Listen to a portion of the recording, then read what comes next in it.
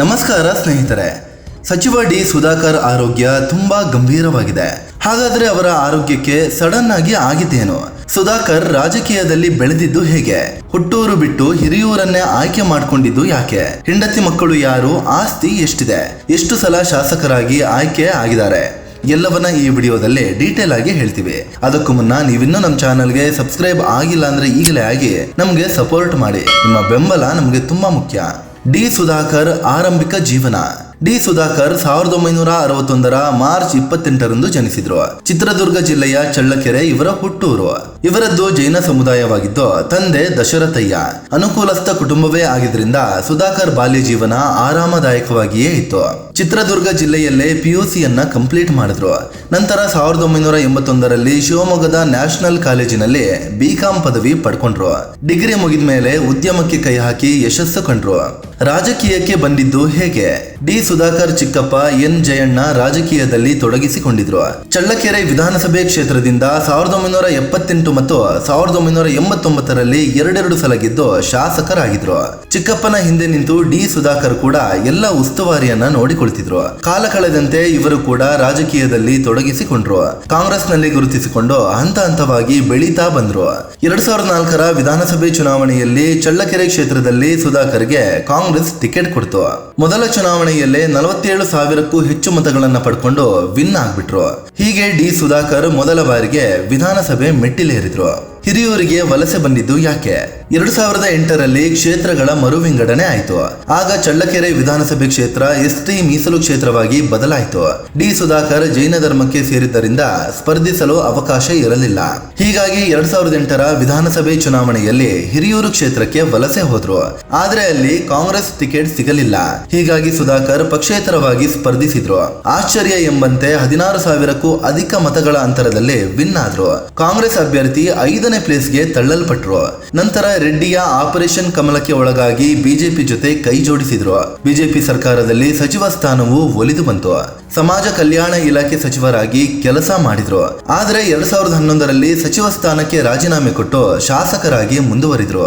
2013ರಲ್ಲಿ ಮತ್ತೆ ಕೈ ಸೇರಿದ ಸುಧಾಕರ್ 2013ರ ಚುನಾವಣೆ ವೇಳೆಗೆ ಡಿ ಸುಧಾಕರ್ ಕಾಂಗ್ರೆಸ್ಗೆ ವಾಪಸ್ ಬಂದ್ರು. ಅವರಿಗೆ ಹಿರಿಯೂರು ವಿಧಾನಸಭೆ ಕ್ಷೇತ್ರದಲ್ಲಿ ಟಿಕೆಟ್ ತಪ್ಪಿಸಲು ಕಾಂಗ್ರೆಸ್ ಪಕ್ಷದೊಳಗೆ ತುಂಬಾ ಪ್ರಯತ್ನಗಳು ನಡೆದವು. ಆದರೆ ಅದು ಸಾಧ್ಯವಾಗಲಿಲ್ಲ. ಕಾಂಗ್ರೆಸ್ ಟಿಕೆಟ್ ಸುಧಾಕರ್ಗೆ ಸಿಕ್ತು. JDS ಅಭ್ಯರ್ಥಿ ಎ ಕೃಷ್ಣಪ್ಪ ವಿರುದ್ಧ ಕೇವಲ 1205 ಮತಗಳಿಂದ ವಿನ್ ಆದ್ರು. ಚಿತ್ರದುರ್ಗ ಜಿಲ್ಲಾ DCC ಬ್ಯಾಂಕ್ ಅಧ್ಯಕ್ಷರಾಗಿಯೂ ಆಯ್ಕೆ ಆದ್ರು. 2018ರ ವಿಧಾನಸಭೆ ಚುನಾವಣೆಯಲ್ಲಿ ಕಾಂಗ್ರೆಸ್ನಿಂದ ಕಣಕ್ಕೆ ಇಳಿದ ಇವರಿಗೆ ಸೋಲಾಯಿತು. ಬಿಜೆಪಿಯ ಪೂರ್ಣಿಮಾ ಶ್ರೀನಿವಾಸ್ಗೆ ಜನ ಮಣೆ ಹಾಕಿದ್ರು. ಆದರೂ ಸುಧಾಕರ್ ಕ್ಷೇತ್ರದಲ್ಲಿ ಆಕ್ಟಿವ್ ಆಗಿಯೇ ಇದ್ರು. 2023ರ ವಿಧಾನಸಭೆ ಚುನಾವಣೆಯಲ್ಲಿ ಜನ ಮತ್ತೆ ಸುಧಾಕರ್ ಕೈ ಹಿಡಿದ್ರು. ಪೂರ್ಣಿಮಾ ಶ್ರೀನಿವಾಸ್ ವಿರುದ್ಧ ಸುಧಾಕರ್ ಬರೋಬ್ಬರಿ 30,000 ಮತಗಳ ಅಂತರದಲ್ಲಿ ವಿನ್ ಆದ್ರು. ಸಿದ್ದರಾಮಯ್ಯ ಸರ್ಕಾರದಲ್ಲಿ ಸಾಂಖ್ಯಿಕ ಮತ್ತು ಯೋಜನೆ ಇಲಾಖೆ ಸಚಿವರಾಗಿ ಕೆಲಸ ಮಾಡ್ತಿದ್ದಾರೆ. ಕುಟುಂಬ ಮತ್ತು ಆಸ್ತಿ ಎಷ್ಟಿದೆ? ಸುಧಾಕರ್ ಹರ್ಷಿಣಿ ಅನ್ನೋರನ್ನ ಮದುವೆ ಆಗಿದ್ದಾರೆ. ದಂಪತಿಗೆ ಸೃಷ್ಟಿ ಮತ್ತು ಸುಹಾಸ್ ಅನ್ನೋ ಇಬ್ಬರು ಮಕ್ಕಳಿದ್ದಾರೆ. ಸುಧಾಕರ್ ದಂಪತಿ ಬಳಿ 135 ಕೋಟಿ 69 ಲಕ್ಷ ರೂಪಾಯಿ ಮೌಲ್ಯದ ಆಸ್ತಿ ಇದೆ. ಅದೇ ರೀತಿ 115 ಕೋಟಿ 13 ಲಕ್ಷ ರೂಪಾಯಿಯಷ್ಟು ಸಾಲವೂ ಇದೆ ಅಂತ ಘೋಷಿಸಿಕೊಂಡಿದ್ದಾರೆ. ಸುಧಾಕರ್ ಬಳಿ BMW, ಪೋಲೋ ಮತ್ತು ಇನ್ನೋವಾ ಕಾರುಗಳಿವೆ. ಜೊತೆಗೆ 40 ಗ್ರಾಂ ಚಿನ್ನ ಮತ್ತು 213 kg ತೂಕದ ಬೆಳ್ಳಿಯ ವಸ್ತುಗಳಿವೆ. ಇನ್ನು ಪತ್ನಿ ಹರ್ಷಿಣಿ ಬಳಿ 583 ಗ್ರಾಂ ತೂಕದ ಚಿನ್ನಾಭರಣ ಇದೆ. ಕೃಷಿ, ಉದ್ಯಮ, ಬ್ಯಾಂಕ್ ಬಡ್ಡಿ, ಬಾಡಿಗೆ ದುಡ್ಡು, ಆದಾಯದ ಮೂಲ ಅಂತ ಸುಧಾಕರ್ ಮಾಹಿತಿ ಕೊಟ್ಟಿದ್ದಾರೆ. ಸುಧಾಕರ್ ವಿವಾದಗಳು ಏನು? ರಮೇಶ್ ಜಾರಕಿಹೊಳಿ CD ಪ್ರಕರಣದಲ್ಲೂ ಸುಧಾಕರ್ ಹೆಸರು ಕೇಳಿ ಬಂದಿತ್ತು. ಸಂತ್ರಸ್ತ ಯುವತಿ ಜೊತೆ ಸುಧಾಕರ್ ಲಿಂಕ್ ಹೊಂದಿದ್ದಾರೆ. ಹಲವು ಬಾರಿ ಕರೆ ಮಾಡಿ ಮಾತಾಡಿದ್ದಾರೆ. ಸಂತ್ರಸ್ತ ಯುವತಿಯ ಬ್ಯಾಂಕ್ ಖಾತೆಗೆ ಸುಧಾಕರ್ ದುಡ್ಡು ಟ್ರಾನ್ಸ್ಫರ್ ಮಾಡಿದ್ದಾರೆ ಅನ್ನೋ ಆರೋಪ ಕೇಳಿ ಬಂದಿತ್ತು. ಈ ಬಗ್ಗೆ ಪ್ರತಿಕ್ರಿಯೆ ಕೊಟ್ಟಿದ್ದ ಸುಧಾಕರ್ ಇವೆಲ್ಲ ಸುಳ್ಳು, ಆ ಯುವತಿ ಬಗ್ಗೆ ನನಗೇನು ಗೊತ್ತೇ ಇಲ್ಲ ಅಂತ ಸ್ಪಷ್ಟನೆ ನೀಡಿದ್ರು. ಇನ್ನು ಸಚಿವ ಸುಧಾಕರ್ ವಿರುದ್ಧ 2023ರಲ್ಲಿ ಭೂ ಕಬಳಿಕೆ ಮತ್ತು ಜಾತಿ ನಿಂದನೆ ಆರೋಪ ಕೇಳಿ ಬಂದಿತ್ತು. ನಮ್ಮ ಜಮೀನು ವಿವಾದ ಕೋರ್ಟ್ನಲ್ಲಿದೆ. ಆದರೂ ಸುಧಾಕರ್ ಗುಂಪು ಕಟ್ಟಿಕೊಂಡು ಬಂದು ಭೂಮಿ ಕಬಳಿಸಿದ್ದಾರೆ. 35ಕ್ಕೂ ಹೆಚ್ಚು ದಲಿತರ ಮೇಲೆ ಹಲ್ಲೆ ನಡೆಸಿ ಮನೆ ಧ್ವಂಸಗೊಳಿಸಲು ಯತ್ನಿಸಿದ್ದಾರೆ. ಜೊತೆಗೆ ಜಾತಿ ನಿಂದನೆ ಮಾಡಿದ್ದಾರೆ ಅಂತ ದೂರು ದಾಖಲಾಗಿತ್ತು. ಈ ಸಂಬಂಧ ಕೇಸ್ ದಾಖಲಿಸಿದ್ದ ಪೊಲೀಸರು ಸುಧಾಕರ್ರನ್ನ 2ನೇ ಆರೋಪಿಯಾಗಿ ಮಾಡಿದ್ರು. ಆದರೆ ಸುಧಾಕರ್ ವಿರುದ್ಧದ FIRಗೆ ಕೋರ್ಟ್ ತಡೆ ನೀಡಿತು. ಸುಧಾಕರ್ ಆರೋಗ್ಯಕ್ಕೆ ಏನಾಗಿದೆ? ಇತ್ತೀಚೆಗೆ ಸಚಿವ ಸುಧಾಕರ್ ಮೊಣಕಾಲು ನೋವು ತೀವ್ರಗೊಂಡಿತು. ಹೀಗಾಗಿ ಬೆಂಗಳೂರಿನ ಮಣಿಪಾಲ್ ಆಸ್ಪತ್ರೆಗೆ ದಾಖಲಾಗಿ ಆಪರೇಷನ್ ಮಾಡಿಸಿಕೊಂಡಿದ್ರು. ಈ ನಡುವೆ ಅವರಿಗೆ ಶ್ವಾಸಕೋಶದಲ್ಲಿ ಸಮಸ್ಯೆ ಕಾಣಿಸಿಕೊಂಡಿತ್ತು. ನಂತರ ಪರೀಕ್ಷಿಸಿದಾಗ ಶ್ವಾಸಕೋಶದಲ್ಲಿ ಸೋಂಕು ತಗುಲಿದ್ದು ಗೊತ್ತಾಗಿತ್ತು.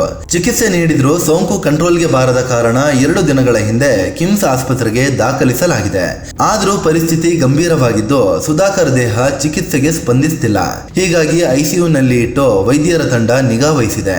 ಇದೀಗ ಶ್ವಾಸಕೋಶ ಕಸಿ ಮಾಡಲು ಡಾಕ್ಟರ್ಸ್ ಡಿಸೈಡ್ ಮಾಡಿದ್ದಾರೆ. ಅಂದಹಾಗೆ ಡಿ ಸುಧಾಕರ್ಗೆ ಈಗ 66 ವರ್ಷ ವಯಸ್ಸಾಗಿದೆ. ಸ್ನೇಹಿತರೆ, ಇದು ಹಿರಿಯೂರು ಶಾಸಕ ಸಚಿವ ಡಿ ಸುಧಾಕರ್ ಕುರಿತು ಮಾಹಿತಿ ಕೊಡುವ ಪ್ರಯತ್ನ. ಇವರ ಬಗ್ಗೆ ನಿಮ್ಗೆ ಏನನ್ಸುತ್ತೆ ಅಂತ ಕಾಮೆಂಟ್ ಮಾಡಿ ಹೇಳಿ. ಅದೇ ರೀತಿ ನೀವಿನ್ನೂ ನಮ್ಮ ಚಾನೆಲ್ಗೆ ಸಬ್ಸ್ಕ್ರೈಬ್ ಆಗಿಲ್ಲ ಅಂದ್ರೆ ಈಗಲೇ ಆಗಿ ನಮ್ಗೆ ಸಪೋರ್ಟ್ ಮಾಡಿ. ನಿಮ್ಮ ಬೆಂಬಲ ನಮಗೆ ತುಂಬಾ ಮುಖ್ಯ. ಧನ್ಯವಾದ.